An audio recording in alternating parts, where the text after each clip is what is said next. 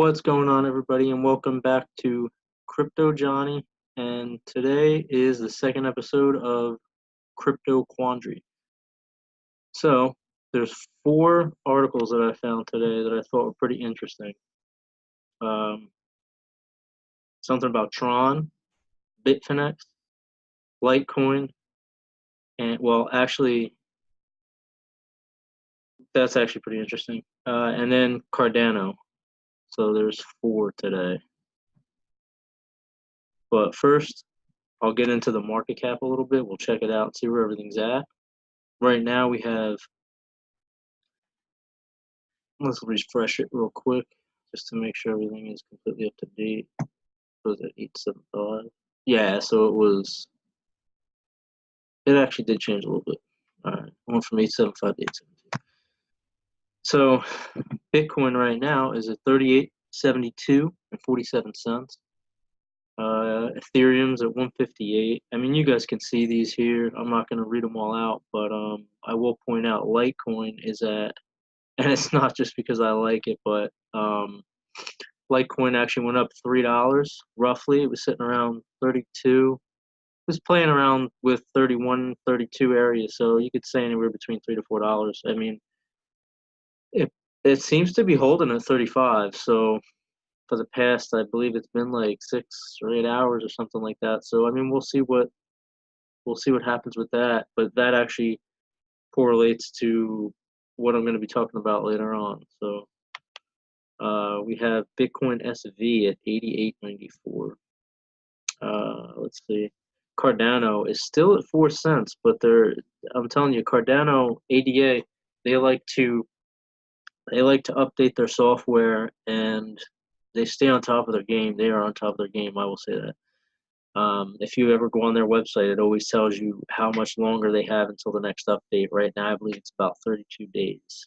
So 32 or 33. Monero is $50. Monero, if you did not know, you can actually they're working with Fortnite, the video game Fortnite. That much I know. I'd have to look into it a little bit more, but I believe there's other currencies that people can buy. I guess it's what is it? Download content, I guess. There's other, pretty sure there's other currencies that you can purchase I guess they call it DLC with. And Monero is one of them now. So pretty big for Monero, actually. I believe that news came out last week. And we have Binance Coin at 612. This is the one I wanted to show. Ethereum Classic is sitting around $5.20. It has not dropped below $5 in, I believe it's been about a week or so. I mean, we'd have to look at the data. We can pull it up real quick. Let's see. It's ranked 17th. That's not bad.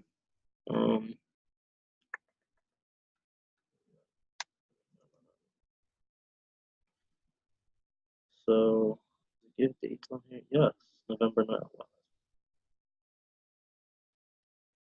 So on December 27th, it was 526, 477. December on Christmas, it was $4.77. So it seems like the 25th or possibly 26th, that's when it broke out of that $4 area. I mean, we'll see if it hangs, if it keeps above 5. But let's get into the news. So I'm going to get right into this news. So first of all, we'll go into Tron. Place Tron 4th in coin market cap and have an ecosystem larger than Ethereum, which are 2 of the goals set by Justin Sun for 2019. So, I mean, 4th in coin market cap, a larger ecosystem than Ethereum. That's pretty big. It's actually huge. So, I mean, all the best wishes to him. Hopefully it works out for him. But anyways, Tron seems to be one of the most successful cryptos regarding media presence and technology development. Since its creation, the blockchain-oriented to the decentralization of contents through the internet has gained more supporters every time, making it one of the 10 most important cryptocurrencies of the global market cap. As a good discipline of Alibaba creator Jack Ma, Justin's son, has been able to set quite ambitious goals for such a young blockchain and meet them within the stipulated timeframes. This level of effectiveness has earned him a certain level of credibility and support in a growing community of fans and investors. Tommy Mustache, a very popular and active Twitter within the community of crypto users, recently published a tweet briefly recounting Tron's evolution, comparing the achievements of 2018 and the goals for 2019. For Tommy, the fact that Justin had accomplished such ambitious milestones in the past is a good sign that in this new year, the goals of the man in charge of Tron will also be met. So, like I said, we'll see what happens with that. I mean, you can't really, that's his goals, But anybody who's into Tron, I mean, that's what you're looking at as far as, because you can't just look at these coins and say, oh, the cap and the, how many coins are available versus the supply.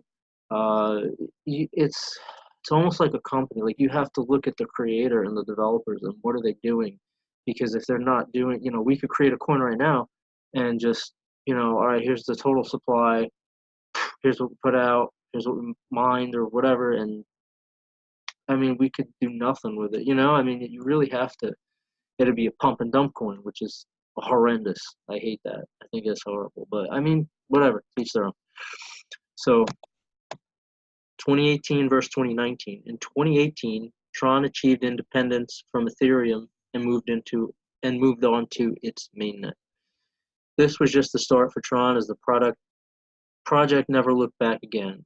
In 183 days of going live on mainnet, as reported by Justin, Tron was able to achieve more transaction volume as compared to Ethereum, more accounts as compared to EOS, over 1 million registered users in little over 6 months of going live on the mainnet, more than 80 dApps, which are decentralized apps.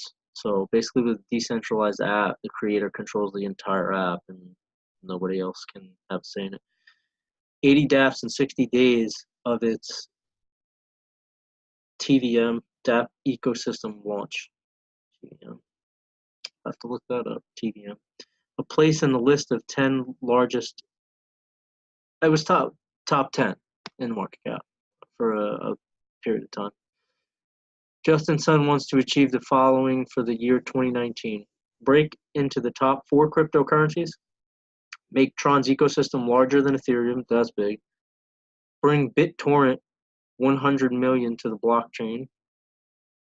Make Tron the largest decentralized ecosystem. I mean, that's some pretty big goals, because I remember, and you can correct me in the comments if I'm wrong, please, by all means do. But I remember when Tron went pumped to like 18 cents or whatever it was. But I believe there was a lot of, I guess they call it FUD going around, just, a bunch of talk. It's when everybody was posting, oh, this coin, that coin, and then it would just shoot up because everybody would jump on it and buy it, and then it would tank and most people would lose out. But I mean, nobody wants to miss out. That's the thing, but do it the smart way. Read about the projects, read about the creators, read about the developers, and, talk to different people, see their thoughts and opinions, and then take those thoughts and opinions and go ahead and research even more. And then from there, that's when you want to pick, all right, I'm going to pick, this one, that one, this one, that one. I'll put a percentage into this, that, pick your whatever, top 5, top 10. How much do you want to invest in it? And just, split it up with a percentage. Or you can just take a little bit whenever you have it and just throw it in there. Pick a coin and dump it in. But I would highly suggest picking a basket of how many coins that you want to invest in, and just this way you can keep cycling through them and put money into them. Only after you research, obviously. So Tommy Mustache said Tron had reached all the milestones it had set out to achieve for 2018. So, well, that's Tron. So good luck to Tron for 2019, and let's see what they can do. Let's see if they can bring it. All right, we're going to move on to, we're going to move on to Cardano, dominating the blockchain development. Cardano dominates blockchain development by Git comments. Cardano was the most actively developed coin in 2018 by GitHub comments, compared to Bitcoin, the world's largest crypto by market cap, which sat at 52nd place. More development on Cardano than on Bitcoin. With the end of 2018, a slew of interesting statistics regarding the crypto industry have started to emerge. While some are expected recaps of the year, others paint a more interesting picture of the world of digital coins. One of these reports came from CoinCodeCap, a website that keeps a log of all the changes made to the code of cryptocurrencies around the world. The report showed that Cardano has been the most actively developed crypto in 2018. According to Money Control, Cardano received more than 46,000 comments to its code.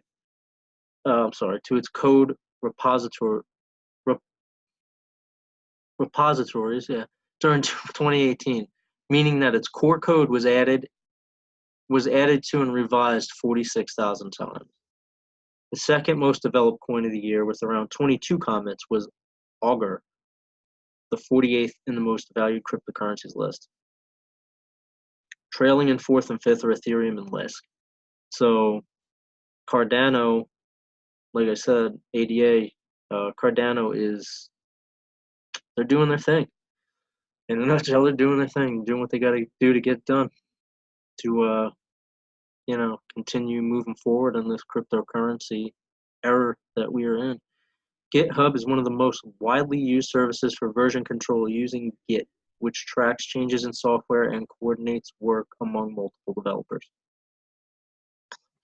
What do comments mean for a coin's future?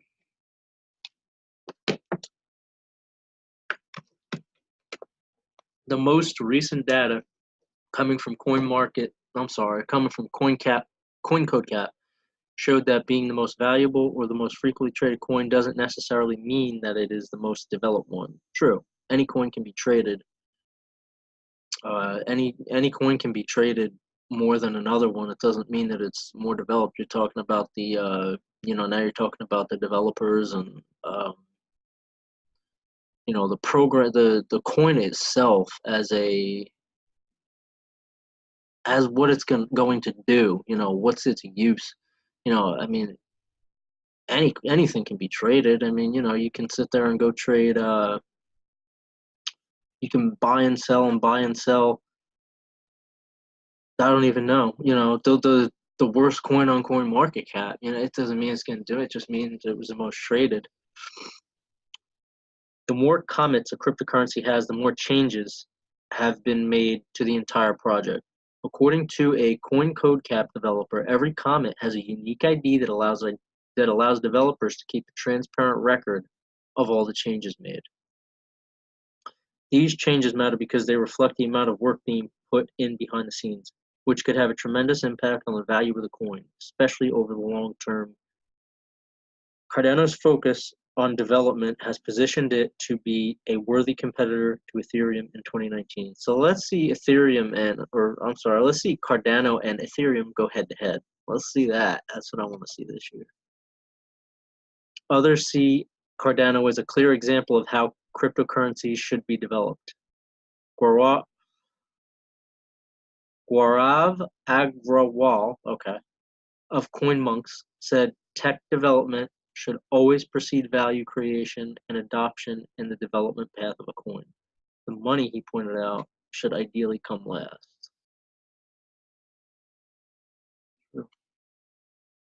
He also pointed out that a lot of cryptocurrencies follow this path backwards, which is creating a problematic environment that is rife with both volatility and speculation.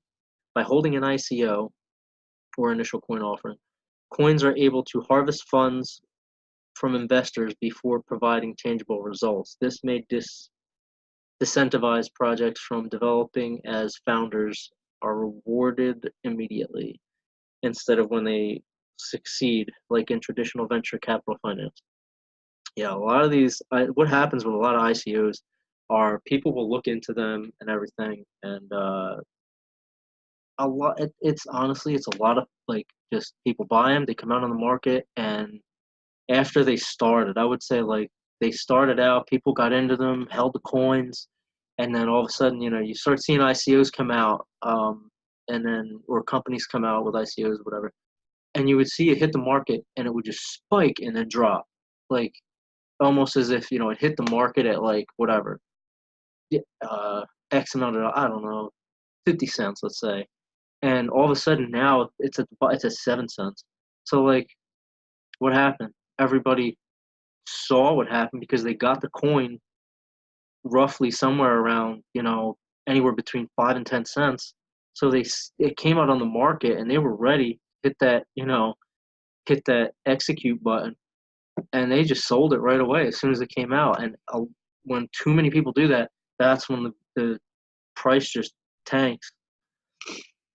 Even though Cardano was the most Git commented project of 2018, it still lost around 95% of the market cap in 2018, which is a bigger loss than faced by top coins like Bitcoin, Ethereum, and XRP. Furthermore, Git commits are gameable. A developer can make trivial changes over and over to inflate the score. These statistics are only meaningful if the development team used the feature judiciously. All that in consideration, it appears that Cardano is likely one of the most actively developed cryptocurrencies. Over the long run, more development typically translates to better features, more users, and ultimately a higher price. So that is why I am big on Cardano, because they keep up with their development. They are on point with it.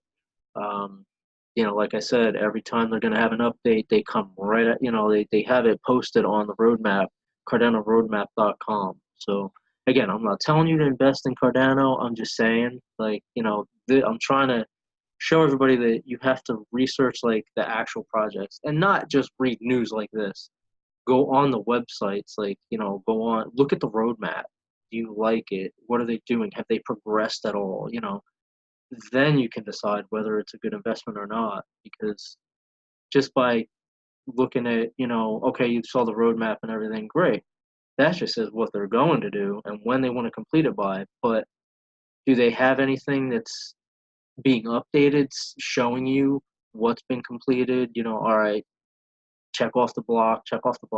Are they doing that or not? Because if not, that's when you really have to wonder, are things getting done or not? All right, next we'll go over to Litecoin on Twitter. So, and this is actually Litecoin.com, and I verified it. I went over here, Litecoin.com. So, this is real news. No nonsense. The Litecoin network has just surpassed 100 active nodes. Litecoin LTC, crypto. All right.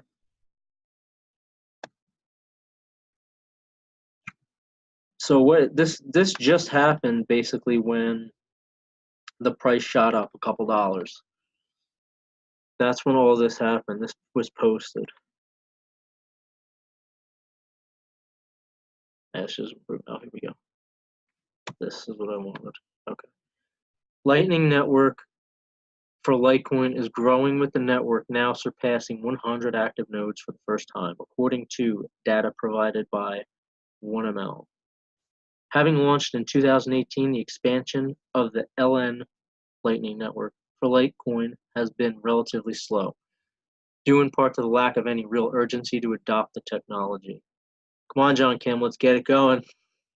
Litecoin's layer 1 blockchain remains free from congestion thanks to its 4-time quicker block time, allowing it to process roughly 4 times as many transactions than its big brother Bitcoin over the same time period. So right then and there, it's telling you Litecoin can process 4 times the amount of transactions than Bitcoin can. The current onboarding process to the network is likewise not ideal, and may also play a factor in uptake, as users are required to download and compile the Lightning Network daemon instructions, which can be found here. It doesn't show the website. But onboarding, I'll post all these links in the description as well. So if you guys want to come on here and check them out for yourself, you can. Onboarding has, however, certainly progressed over the last few years. This is Litecoin.com. Last few years, as more parties aim to bring a much missing UX UI to the network, so less technical users can test and see what it is all about. We recommend Zap for desktop, which supports both Bitcoin and Litecoin, as it is unquestionably the easiest way to use the network that exists today. As the technical capabilities of the Lightning Network are meticulously tweaked and refined, the technology looks on track to be ready for when it is finally needed and market interest picks up in the crypto space once more. So that's a little news about what's going on with Litecoin and that little jump in price. 100 active nodes for the first time. So let's get it, Lightning Network. Let's go. Get that adoption going, John Kim. All right, so the last one, but not least, is Bitfinex. Bitfinex failed the proof of keys test, says Traceman. So we're just going to take this as it is, take it as a grain of salt, and just putting it out there. Basically, the reason I'm going over this is just so that everybody is more aware of where, more aware of where you're leaving your coins. You're leaving them on exchanges and things like that. I get it if you're trading, and that's fine, but just be careful which exchanges you're using. Research them too. Make sure you look into the exchanges. Ask people who you know if they've used them, or see what the most popular ones are, and then actually look into them. Don't just, oh, that's got 5 stars. Okay, let me whatever. No, research it. Look into it. But I mean, find out the main ones and then do your research. Number of exchanges failed the proof of keys test, according to a website run by Trace Mayer, a Bitcoin investor. He said, so far reported failures at HitBTC, Purse.io, Bitfinex, Poloniex, and Coinbase. In regards to Coinbase, they basically halted trading. And they're saying it's proof of key suspicions. That refers to an incident that occurred on the 25th of December, which was resolved. Oh, okay, so that was resolved in an hour. For Poloniex, they say issues during proof of keys, with just one claim used whereby an individual was apparently having some difficulties. For Purse, there's a claim they halted withdrawals, but a Purse.io support manager said our BTC withdrawals are working fine right now. Leaving the 2 strongest claims, HitBTC halted withdrawals in a move that leaves us with no choice. So the other guys, Coinbase, Poloniex, and Purse, they were just having issues with the systems, I guess. So is what it is. Things happen. Leaving the 2 strongest claims, HitBTC halted withdrawals in a move that leaves us with no choice but to urge everyone to stay as far away from them as possible. Now, I personally am not saying stay as far away from them as possible. I'm just saying be careful where you go. Just be aware. I'm not knocking them or putting them down at all. HitBTC, however, is a small exchange of no relevance, while the Bitfinex incident is quite curious. Mayer's site says Bitfinex fails POK, using as evidence a statement by Bitfinex made on January 3rd when they said, we are aware of some issues on our platform and are working quickly to resolve. Please be assured all funds are safe. We appreciate your patience. All right. He later said, we are back online. There was an issue with the order gateways during an upgrade and have worked quickly to fix. We apologize and thank you for your patience. They had planned an upgrade for January 7th, so that's exactly what they were upgrading. So what they were upgrading wasn't clear, nor is it clear whether a significant number of Bitcoiners participated in this bank run. So they had a upgrade scheduled for the 7th, and they're basically saying that they were upgrading at the time of the proof of keys. And so you can make your own conclusion and decisions and whatever you want to call it to that. But as can be seen above, you could argue that there has been a spike on January the 2nd from 2 billion worth of BTC transferred on the 1st to 3.8 billion on the 2nd. As the dates are fairly close and take into account the potential different time zone measurements, the spike may well have been related to the proof of keys event. Proof of keys was mostly urged and prompted by Bitcoin core supporters or maximalists, as some might call them, or Bitcoiners. They tend to like Bitfinex because the exchange has some sort of relationship with Blockstream. This combination may well lead to, one speculate, Bitfinex may have been the hardest hit by the crypto bank run. The incident may well lead to questions on whether Bitfinex is solvent, especially after recent claims that Tether is fully dollar-backed. Bitfinex and Tether are effectively one, so they could potentially move Bitfinex funds to show Tether solvency and vice versa. Whether they're both solvent, however, might be a different question.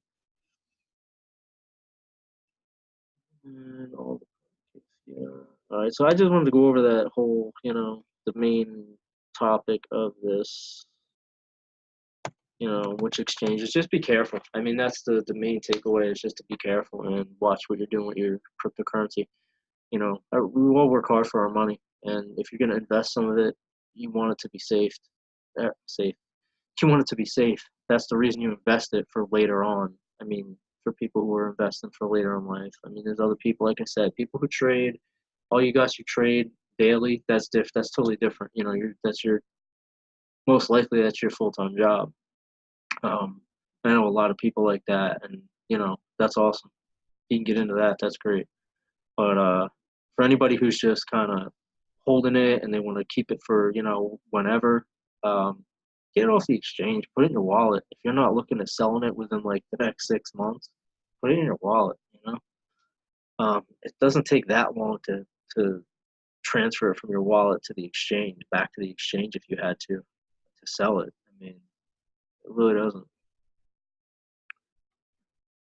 I mean, that's what I have for today. I'll check the coin market cap one more time real quick, see what it's at. Probably not going to change much. Only been a little bit, a couple minutes.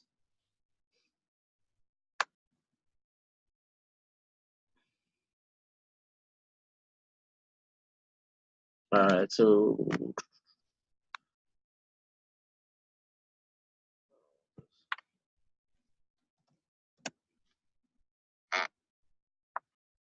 the market cap is right here. 132,936,375. I said that totally wrong. What the hell? 132 trillion, 936. What the hell is wrong with me? 132,936,375,316.